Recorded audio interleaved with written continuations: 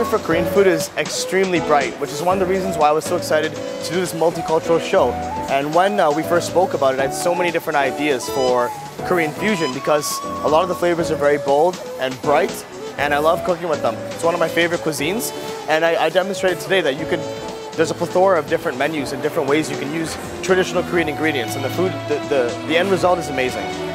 I've never been to Korea, but I'd love to go, and I need a good tour guide when I go too, but I would be most excited to have traditional, authentic Korean food, and especially the street food. I've heard a lot about the street food there.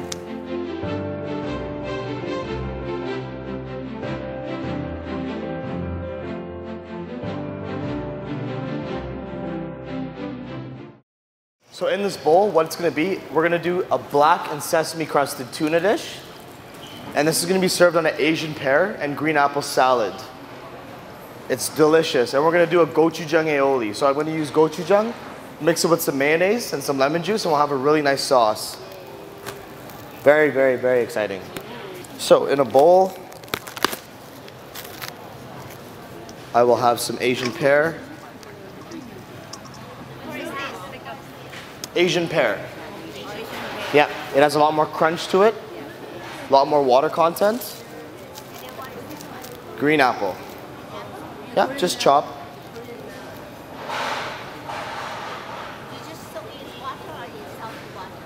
Lemon water. Just fill it up with some water and put half a lemon juice, half a lemon, and strain it out after. And it's still oxidized a little bit. It was done a while ago, but it would be completely brown if this step wasn't taken. Green apple, Asian pear, into a bowl, julienne. So honey's going in, rice wine vinegar. So again, you can see right away what I'm infusing this with, sweet, sour, right away. We'll put a little bit of sesame oil, again, super strong sesame oil. Gonna get some salt in here. Now there's different things you can add to this now. You can add other fruits or vegetables, but I want to keep it fairly simple, fairly neutral. Just for some added color, I'm going to chop in some parsley to it. So again, this is the green apple and Asian pear salad. Just chop up a green apple, chop up an Asian pear, rice wine vinegar, sesame oil, a little bit of honey. The parsley, again, doesn't impart too much flavor, but it's healthy, and it adds a lot of nice color. So that's why I use it in this dish. Parsley's gonna go in. Give this a good mix with the rice wine vinegar, the honey, the salt. You could use sugar as well if you want. A little bit of sesame oil for that nuttiness. And just for some more added color, I'm gonna hit it with just a little bit of black sesame seeds. Not too many. So you end up with this kind of product. It's all stringy and crunchy, very nice, very fresh, very pretty. So my pan has been on this whole time, and you want to get this pan hot, hotter than you would for the shrimp, smoking hot. And I'll show you why. I have a tuna steak here, yeah. Do you roast the sesame seeds? The black ones are not roasted. The white ones are. But the reason why I'm not toasting them before I crust them is because they get toasted in the pan. Anyways, and I'll show you that right now. So tuna steak, about 1 inch thick. Cut this into more manageable portions. So I'll cut it right in half. Just trim off a little bit. You could keep this end piece, it's lost a little bit of color, but I would discard that. There's a little bit of black here from the bloodline of the tuna, so I'm just gonna remove that as well, nice and clean. So you have these two nice steaks, I would say. Now what I'm gonna do with them is roll them in some soy sauce, and then I'm after gonna roll them in the black sesame seeds. I have these handy trays here, so I'm just gonna put them to use. So you see my pan smoking? That's exactly where you want it.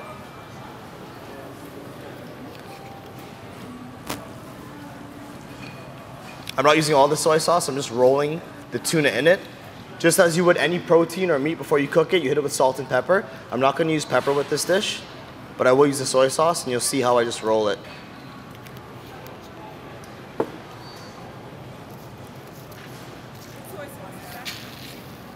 This is a fairly standard.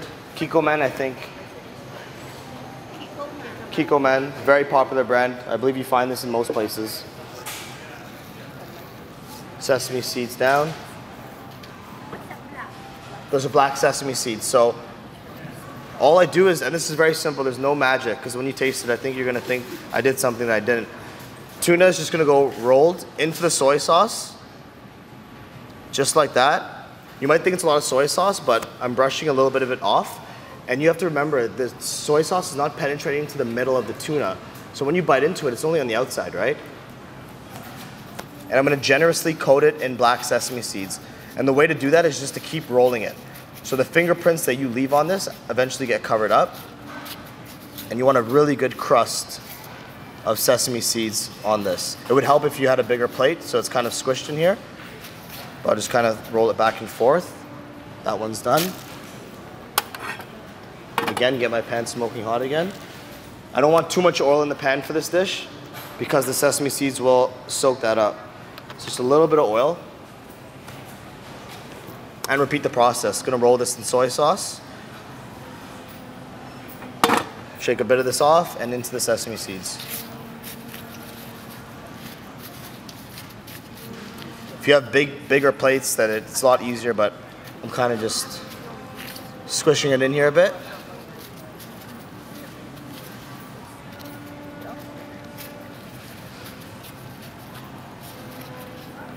And you really want it coated well with the sesame seeds, so you got a nice crust. And drop this down, pat it down a little bit. So it's just the tuna, the soy sauce, and the sesame seeds in there. But don't you think the sesame seeds get burned instantly? Within 30 seconds, they will burn, Yeah. 100%. But I'm trying to get a raw product on the tuna. I'm just gonna try and clean this up a little bit. I wanna get a raw product on the tuna. So I'm gonna flip it in 7 seconds. Can you do anything else? Sorry? Can you do anything else? As of right now, I don't believe so. So this has been down for about 15-20 seconds. Thank you for asking. 15-20 seconds. And I'm just going to flip it over on the other side. You can just kind of hold it there. If you find that it's not standing up, you can move it to the outside of the pan and lean it up against the side of the pan. So right now these are standing up in here. And it's gonna go down for another 10 seconds or so. The first side is always a little bit longer.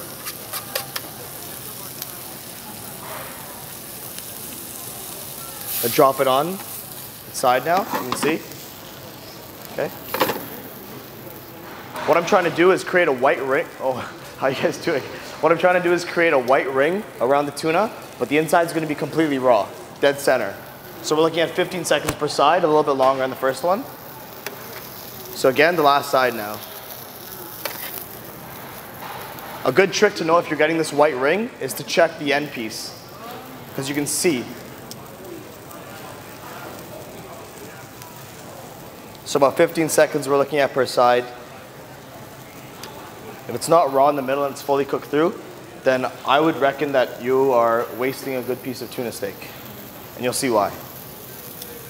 Just a couple more seconds. And again, like it was mentioned before, if you leave this in there too long, it definitely will burn. It's best to let this rest when it comes out.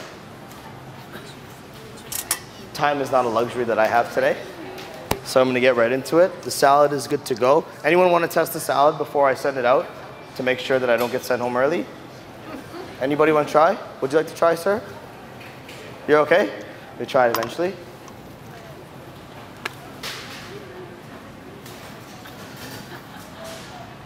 Actually, before we move on to the tuna, I'm gonna make a quick sauce for you here. So what I'll take is a bit of mayo that we have. Everyone has mayonnaise at home for the most part. Yep, it's mayo. And then we'll take gochujang. What is gochujang? Very spicy. Very spicy, but what is it exactly? Anybody know? Soybean. Soybean. Pepper paste? Chili paste made from what? Soybean. Soybean? Yes. Soybean pepper, chili. Very spicy, Salt. very delicious. Salt, garlic, of course, the additional flavorings. And then I'll just use this bowl to make a quick mix. So into this bowl, I'm gonna put a good amount of mayo, like so. And then I'm gonna add some gochujang to it. Not too much. Maybe about this much is gonna go into it. And I'm gonna give this a good stir. So this is gonna be relatively spicy, but you're gonna see how much I use. It's not that much at all.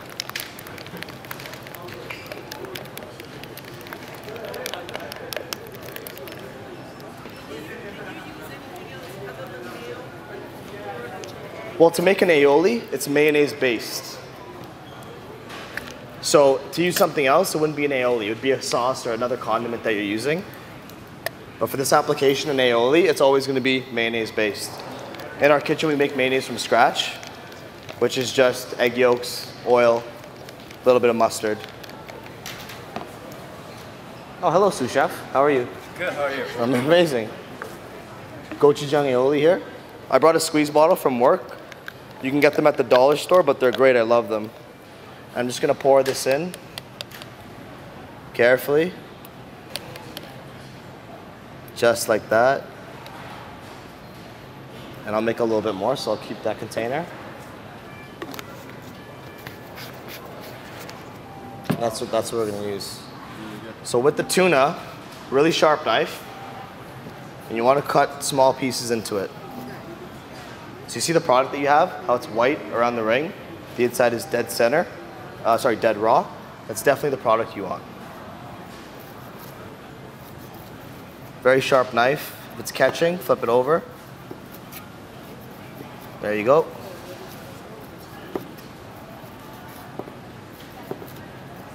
It almost looks like medium rare. This is less than medium rare. It's dead raw in the middle. So this would be referred to as rare. But then again, it's like sushi. It's the same thing. This is sushi grade tuna that was used. This is perfectly good for you.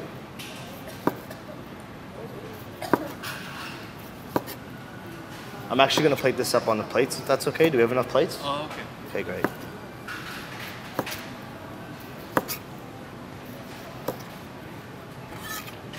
It's all done, good to go.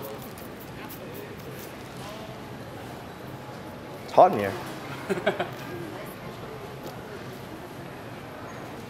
It's just for the salad, remember, it's sweet, it's tart, it's crunchy, it's fresh. Black sesame seeds for color. You're just gonna use a little bit on the plate.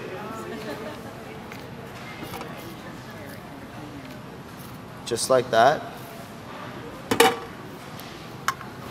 Then on top of each one, they get a piece of tuna. And again, this is very simple. I pretty much did this from start to finish here. This is something that you can definitely do at home. Squeeze bottle. And you put a little dollop on top of that tuna, of the gochujang aioli. It's not too spicy, but you have to realize there's only like a little drop going on top of each one. If I were to go crazy and spray it all over the plate, then it would get very spicy at that point. Pretty simple, pretty straightforward. I'm sure you're gonna love it. Again, I didn't test for any seasoning in this. I've done it a few times, but again, if you find that you want it sweeter or saltier, it's definitely doable. How does it taste so far? Nice fresh salad. Get that rice wine vinegar. Anytime you make a dressing for a salad, typically has acid and oil into it, right? Usually the acid is 1 part to 3 parts oil. So if you have a salad dressing, you would have balsamic vinegar, 1 cup, or let's say 1/3 of a cup, and then you'd have a full cup of oil. So for this, I just use rice wine vinegar and no oil, so it's very tangy and very tart. The green apple is also tart as well, so it's a very fresh, summery salad. This is another dish that if you had microgreens kicking around, you could take some and put them on top, and it would add height and color, and it would look so pretty on top, right? So microgreens are something to keep in mind, or edible flowers are getting very popular these days. No matter how much you sprinkled it on top after and rolled it in, it wouldn't stick as much because I rolled it in soy sauce first and crusted it. when you serve, you can sprinkle. Yeah, but what you want though is you want to be able to see this white ring and this rawness in the middle, and then it crusted on the outside. So if you sprinkle the black sesame seed on it, you kind of lose it and it would be white. It's also cool to know that it's crusted completely black and pretty around. Yes. And then you have the contrast. You have 1, 2, 3 different colors. So I wouldn't sprinkle it. It's all about crusting it. And then searing that into it. So you get the toasted sesame and you're searing that into the tuna product, sticking it to it. It's unhealthy. Sorry? It's unhealthy. Doing the toasted sesame? Like that, it's burned. No, this is not burnt. Well, you saw like 15 seconds. Does it taste burnt, the tuna? No, not at all. Not at all. 15 seconds aside. The seeds don't burn right away, because if they did, how would you toast these? These are untoasted sesame seeds. So to toast them, you would just put the sesame seeds in the pan and toss them for 20, 30 seconds.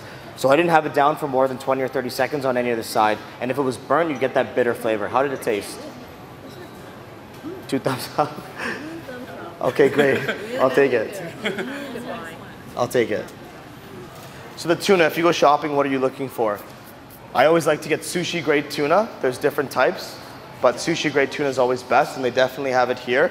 If you can get the tuna steak, like I did, that nice rectangle, you just trim it up into a nice rectangle, or you can have uneven pieces, but you want to get 2 nice, we always do kind of logs at the kitchen, and it works well because you have that perfect square, so you can do 15 seconds aside, 15, 15, 15, and so on and so forth. So you want sushi grade tuna, and you want it to be fresh. When you get home and you smell the tuna, if it smells fishy or slimy or sticky, then you definitely don't want to use it and you want to return that to wherever you bought it from. What was the sauce in the salad? Carrot-cake? It's just rice wine vinegar for the tartness and sourness, and then some honey to cut that and make it a bit sweet. And then I added a little bit of sesame oil, just for some nuttiness, and you also have the sesame seeds in it. Also, after the class is done, I'm going to be creating I'm going to be writing up these recipes that I did today, and we're going to have them posted on Galleria's website. So anything that you saw today, and if you want to see it again, and also you can take these recipes and put your spin on them. If you want them spicier or saltier, sweeter, whatever the case may be, that's totally fine.